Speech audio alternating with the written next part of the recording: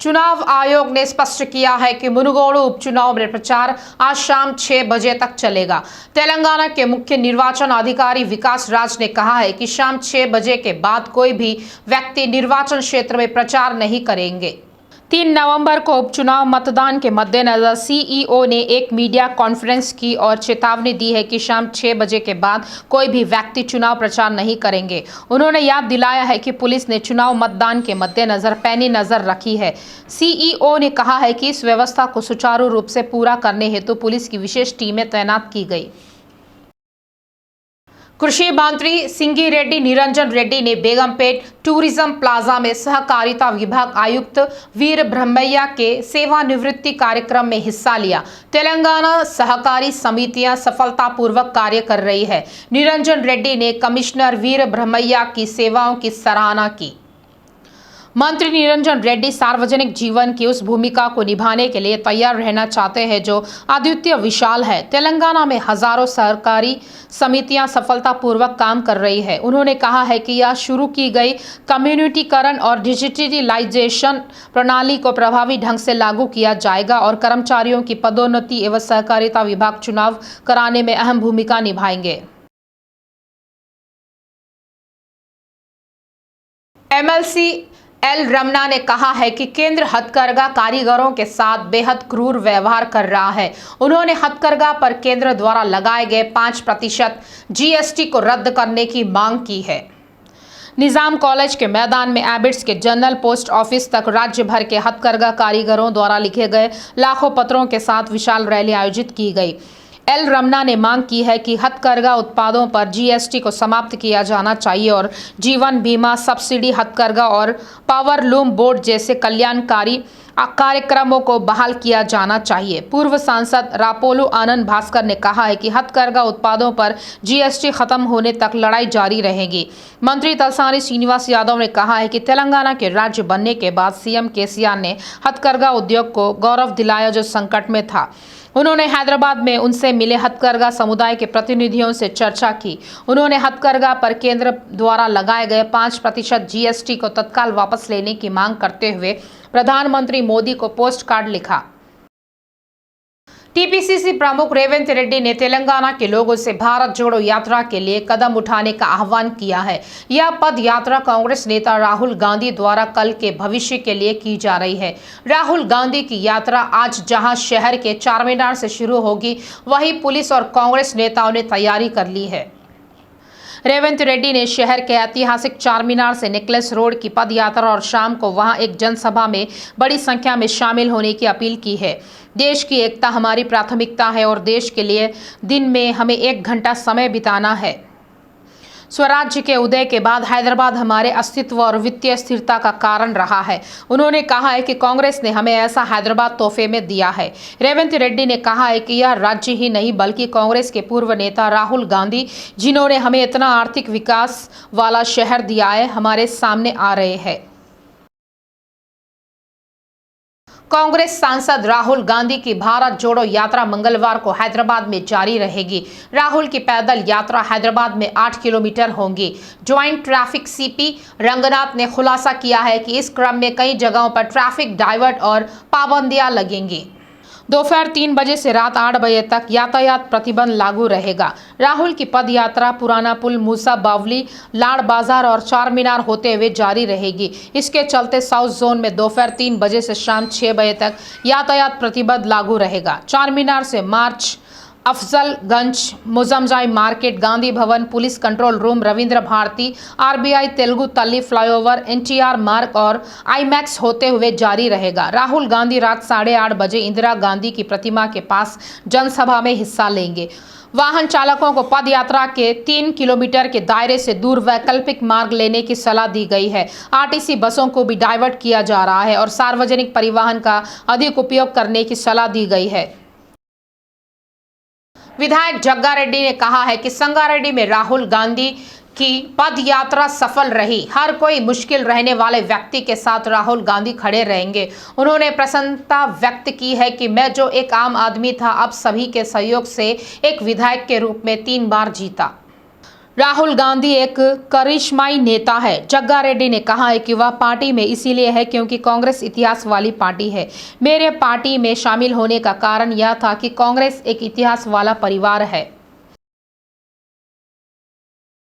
BJP सांसद लक्ष्मण ने कहा है कि मुनुगोडु उपचुनाव गर्व और स्वाभिमान के बीच हो रहा है। उन्होंने आरोप लगाया है कि केसीआर ने कल जो कुछ भी कहा वह सरासर झूठ और विकृतियों के अलावा कुछ नहीं है। केसीआर ने प्रधानमंत्री मोदी पर घिसे पीटे टेप रिकॉर्ड की तरह बात की है। उन्होंने कहा है कि वह कह रहे हैं कि वह कुछ ऐसा करेंगे जो राज्य ने पिछले 8 सालों में नहीं किया था। अगर वह कह रहे हैं कि वह कुछ नया करेंगे, उन्होंने कहा है कि इन 8 वर्षों में कुछ भी नहीं किया गया है। उन्होंने पूछा कि क्या यह सच नहीं है कि तेलंगाना के वित्त मंत्री सहमत हुए और हथकरघा पर 5% जीएसटी पर हस्ताक्षर किए। मुनुगोडु उपचुनाव अभियान के करीब आते ही तेलंगाना में एक महत्वपूर्ण घटना घट रही है। तेलंगाना के मंत्री जगदीश रेड्डी, पीए प्रभाकर रेड्डी के घर पर आईटी छापेमारी की गई है। आईटी अधिकारियों की टीम नलगोंडा में प्रभाकर रेड्डी के घर पहुंची और पीए के घर की तलाशी ली है। सूचना मिली है कि आईटी अधिकारियों द्वारा की गई तलाशी के दौरान भारी मात्रा में नकदी जब्त की गई है। मुनुगोडु विधानसभा उपचुनाव के लिए जगदीश रेड्डी को टीआरएस नेतृत्व का सौंपा गया है। 2 दिन पहले केंद्रीय चुनाव आयोग की ओर से नोटिस जारी कर कहा गया था कि जगदीश रेड्डी के चुनाव नियमों का उल्लंघन किया गया है। मोइनाबाद फार्म हाउस मामले में गिरफ्तार 3 आरोपियों को जमानत देने के लिए एसीबी कोर्ट में याचिका दायर की गई है। कोर्ट ने इसकी जांच की है। जेल में बंद तीनों आरोपियों की स्वास्थ्य समस्याओं को ध्यान में रखते हुए जमानत देने की गुहार लगाई।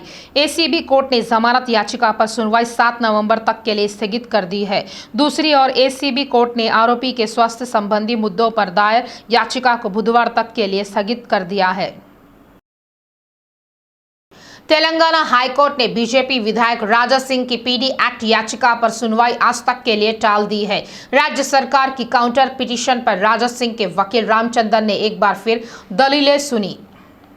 अदालत ने पिछले 10 वर्षों में कई लोगों के खिलाफ दायर पीडी अधिनियम के मामलों को खारिज कर दिया है। इस संदर्भ में रामचंद्रन ने हाईकोर्ट की बेंच के सामने पीडी एक्ट पर सुप्रीम कोर्ट के कई फैसलों का जिक्र किया। रामचंद्र की दलीलें सुनने के बाद हाईकोर्ट ने आगे की सुनवाई आज तक के लिए स्थगित कर दी।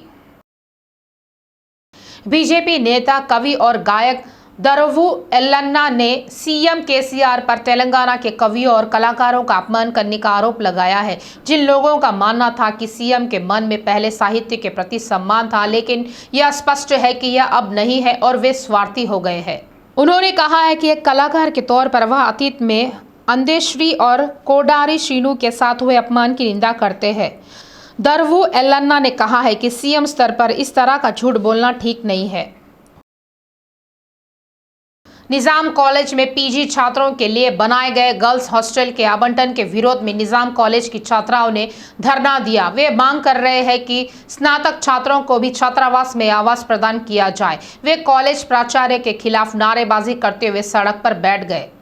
दूर दराज से पढ़ने वाली छात्राओं ने शिकायत की है कि छात्रावास की सुविधा नहीं होने से उन्हें परेशानी का सामना करना पड़ रहा है। प्रधानाध्यापक ने छात्रों की चिंता को जाना और उन्हें दूर करने का प्रयास किया। उन्होंने आश्वासन दिया है कि यदि छात्र छात्रावास में आवास उपलब्ध कराने के लिए याचिका दायर करते हैं तो निर्णय लिया जाएगा। लेकिन छात्रों ने आंदोलन जारी रखा कि प्रिंसिपल को तुरंत निर्णय की घोषणा करनी चाहिए। पुलिस के प्रदर्शनकारी छात्रों को गिरफ्तार करने के बाद वह थोड़ी देर के लिए तनाव हो गया। तेलंगाना की युवा एथलीट आज सारा नंदिनी ने नेशनल ओपन एथलेटिक्स चैंपियनशिप में स्वर्ण पदक जीता है। नंदिनी ने छत्तीसगढ़ में आयोजित अंडर 23 चैंपियनशिप महिला 100 मीटर बाधा दौड़ में स्वर्ण पदक हासिल करने के लिए 13.73 सेकंड का समय लिया। नंदिनी ने इसी क्रम में अपर्णा राय का 13.80 सेकंड का रिकॉर्ड तोड़ा। राष्ट्रीय एथलेटिक्स कोच नागपुरी रमेश से प्रशिक्षण प्राप्त कर रही नंदिनी हाल के दिनों में राष्ट्रीय स्तर पर लगातार अच्छा प्रदर्शन कर रही है।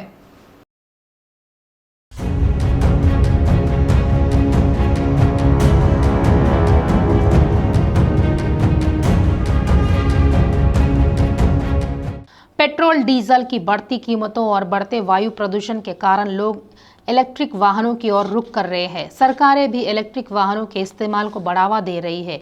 देश में ई बाइक की बिक्री लगातार बढ़ रही है। मेट्रो शहरों और बड़े शहरों में ई स्कूटर और बाइक शोरूम पहले ही शुरू हो चुके हैं। सड़कों पर ई वाहन दौड़ रहे हैं। भारत में इलेक्ट्रिक स्कूटर और मोटरसाइकिल का इस्तेमाल वर्ष 2014 से लगातार बढ़ रहा है। वर्ष 2014 की तुलना में वर्ष 2019 में 20.6% ज्यादा बिक्री हुई है। केंद्र वर्ष 2020 और 2025 के बीच 63.9% वृद्धि की उम्मीद कर रहा है।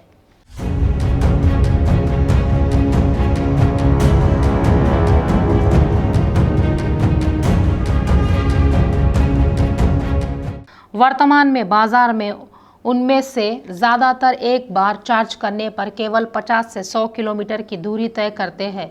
कुछ वाहन सीमा बढ़ाने के लिए अतिरिक्त बैटरी से लैस है। हालांकि कहा जा रहा है कि इलेक्ट्रिक वाहनों को लाइसेंस पंजीकरण की आवश्यकता नहीं है।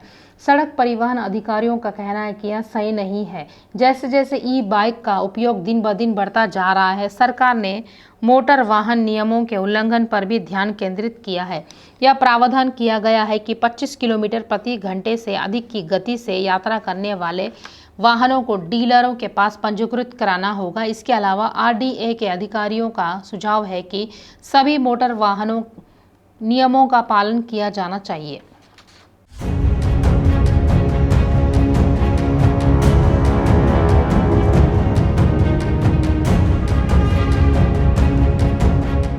जबकि 25 किलोमीटर से अधिक गति वाले सभी इलेक्ट्रिक वाहनों का पंजीकरण और बीमा केंद्रीय मोटर वाहन नियमों के अनुसार होना चाहिए। ड्राइविंग लाइसेंस और हेलमेट होना चाहिए और यातायात नियम लागू होना चाहिए। वे नियम 25 किलोमीटर प्रति घंटे की गति या 250 वाट के बिजली उत्पाद वाले उच्च गति वाले वाहनों पर लागू नहीं होते हैं। इन्हें इलेक्ट्रिक साइकिल माना जाता है। कई लोग बिना यह जाने इलेक्ट्रिक वाहन खरीदकर सड़कों पर ला रहे हैं।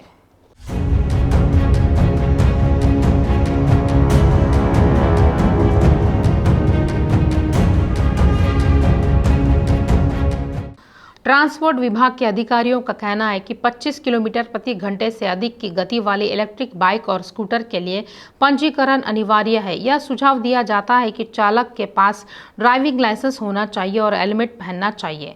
उन्होंने स्पष्ट किया है कि यातायात नियमों का पालन किया जाना चाहिए। नियमों का उल्लंघन करने पर वाहन को जब्त करना, वाहन चालकों के खिलाफ मामला दर्ज किया जाएगा। नियमों का उल्लंघन करने पर वाहन को जब्त कर वाहन चालकों के खिलाफ मामला दर्ज किया जाएगा। बिना रजिस्ट्रेशन तेज रफ्तार बाइक बेचने वाले डीलरों के खिलाफ कानूनी कार्रवाई की जाएगी।